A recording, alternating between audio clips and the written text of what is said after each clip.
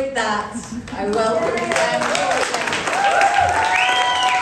In my sexological bodywork cohort, there are 3 of us tonight who actually spent some considerable amount of time together, holed up in a little retreat house in Cumbria, I think we were, during COVID times. So it's a delight to be here and to share the stage with them. Let's do a little bit of audience participation to get going.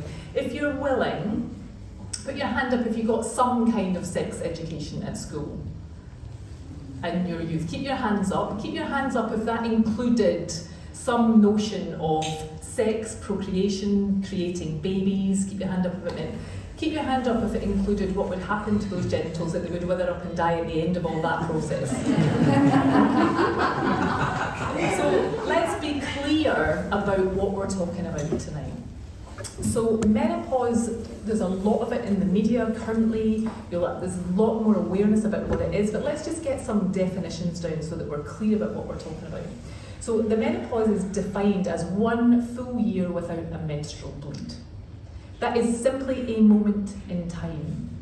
However, there is about a period of 7 to 10 years before that happens, before your ovaries pack up and stop doing the job that they would normally be doing, where you're essentially having something that feels a little bit like a second puberty. Our hormones are all over the place, our cycle might be all over the place. And in that time, many symptoms can occur because of the changes in the hormones within our kind of body and our physiological experience. And many of the things that you will have heard of, so people have hot flushes, night sweats, mood changes, and actually there are probably somewhere in the region of 50 to 60 different symptoms that might be associated with these fluctuations in hormones. And then we reach this point of without a bleed, and some of those symptoms can continue, and most of them actually will get better over time. And so this change, this portal, I used to be called the change in my mum's days. This is a portal that we will all walk through if we have the relevant bits of anatomy that mean that we're going to have this experience. And even although there's a lot talked about menopause these days, we're still not particularly talking about what does that mean for our sexual expression, what does it mean for our bodies. And that's really what I'm going to focus on tonight. The menopause as a whole thing is huge, but what we're actually going to focus on tonight is we're going to focus on what does that mean for our sexual expression. Now I'm putting this up here as a warning, there are going to be pictures of genitals. Oh my goodness. I'm actually quite proud of these pictures of genitals because they got me a month-long Facebook ban. So they're not my genitals, let's be clear. They're actually medicalised pictures that are available in medical texts that were banned by Facebook because I chose to show them as part of an educational event like this online, so I'm very proud of them. So we're going to talk about what happens to our genitals. So at the menopause, what is happening physiologically is our levels of estrogen are falling over time. And in this perimenopause phase, when everything's all a bit chaotic, they're all a little bit all over the place, and they decrease over time till they fall to a new steady state level.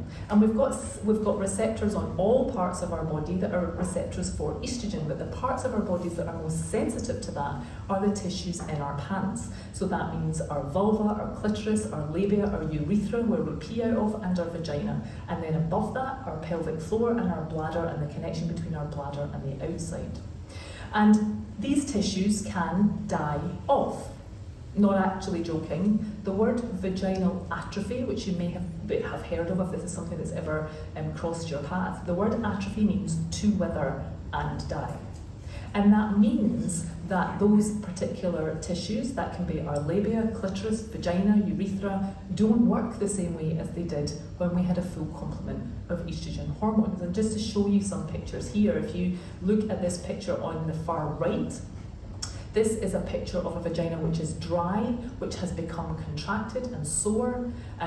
Essentially, the labia have disappeared, the clitoris has shrunk. So when people come to me and say, I think my clitoris is shrinking, but that can't be a real thing, it is a real thing. And it's important that we understand this, because if you don't know what your genitals look like before you go through this process, you're going to have no idea about what they're supposed to look like after. And just to understand some of what's happening, if you look at this little graphic here, basically what's happening is that the lining of the vagina is thinning away. So the tissues that are normally within the vagina that create the lubrication are thinning away. That means that the tissues underneath are a little bit more exposed, and the connective tissue, so that's the stretchy part, that's the part that allows vaginas to increase in size, to be penetrated, to pass a baby, they all start to cross-link and they become much more firm and contracted. And therefore, some people find it impossible to engage in penetration of any description. And to show you this bottom picture, the kind of black and white picture, this is an electron micrograph of what it actually looks like. So the tissues are thinning away such that they're not able to do the job that they did for us before. And the reason that this is important is because 70 to 80% of people who go through the menopause will have some of these changes. And you've just perfectly demonstrated to me that nobody told you that that was going to happen. And that's why I have become known as Dr. Dry Fanny.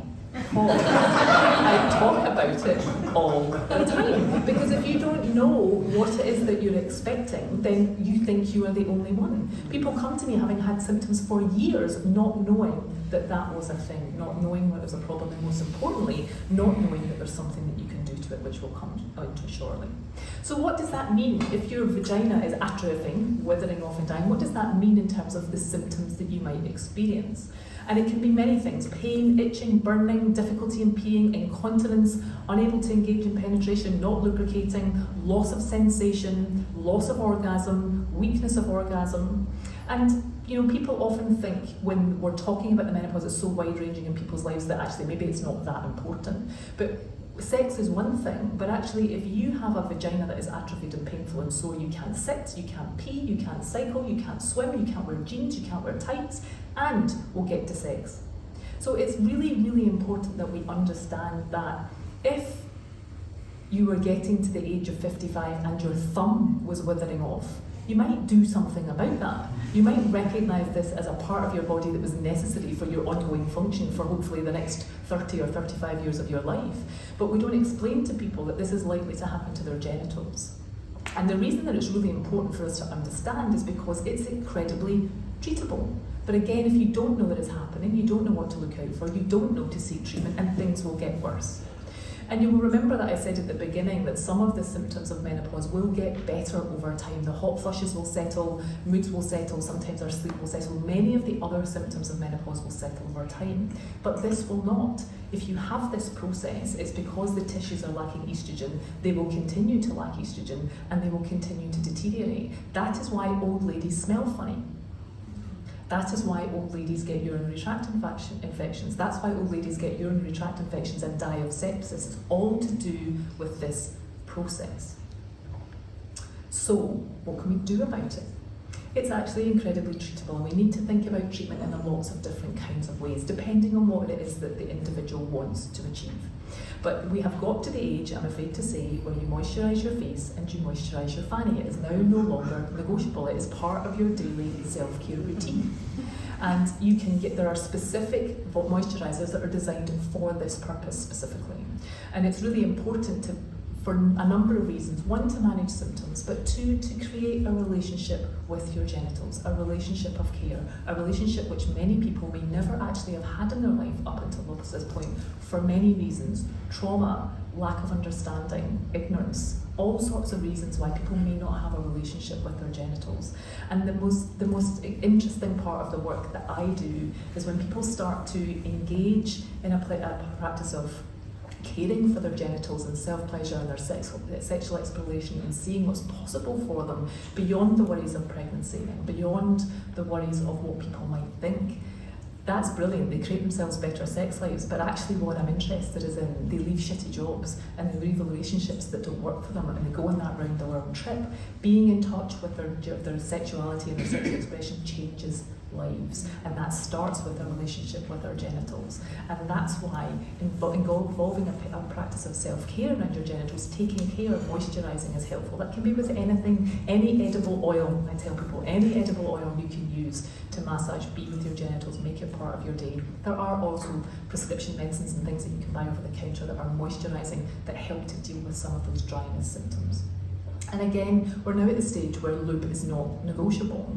And that can be quite difficult for people, or quite confronting for people if it's not something that they've ever thought about. There's a lot of stigma around lube, around people of kind of, say, my generation, in which, you know, my young people don't have the same issues around. So there's something there about thinking about how you are going to engage and take care of your genitals if you choose to engage in sexual touch, penetration and all the rest of it. This problem is not necessarily going to go away, so how are you going to engage to make sure that you can take care of your body? The other thing is physical sensations. It is a use it or lose it system. Part of this process involves the blood supply being changed to the genitals, and therefore the more you use it and the more you engage in arousal and you bring blood to that area, then that is also very healthy. So I will often prescribe self-pleasure practice for people. And then there's the psychological aspects of actually, what do I want my sexuality to be now? How do I want to engage with this? What is holding me back here?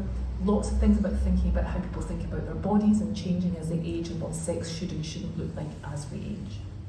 But most importantly, we can replace the estrogen that has been lost. Now, there's a whole talk there for hours and hours just about things that Ali mentioned, HRT. I'm not talking about HRT for the whole of you. I'm talking specifically about estrogen replacement locally in the vagina. It is incredibly safe. It is incredibly effective. And the most important thing to know is it is the most effective the earlier that you use it. Because this is a process where tissues are dying off, dying away, it's really important that we get in there before you've lost too much tissue, before you've lost clitoral sensation, before you've lost the ability to engage in penetration should you choose. And there's lots of ways in which these can be administered. Some people in this room will know some of these. Small, tiny pessaries that are put into the vagina. Creams, gels. This bottom one here is a ring that can go in and can stay in for 3 months at a time. It is incredibly treatable. You wouldn't let your thumb wither away when you got to 55. Don't let your fanny wither away because you get to 55. It is real. If you are sitting in the audience right now and you're going, oh, maybe that's why my orgasm is not as strong as it was, or maybe that's why things don't quite feel the same. It is real, and it is likely to be happening to you because it will happen to 80%. It is very treatable. The sooner you get in there, the better. And so thank you very much for allowing me to come to talk about dry fannies.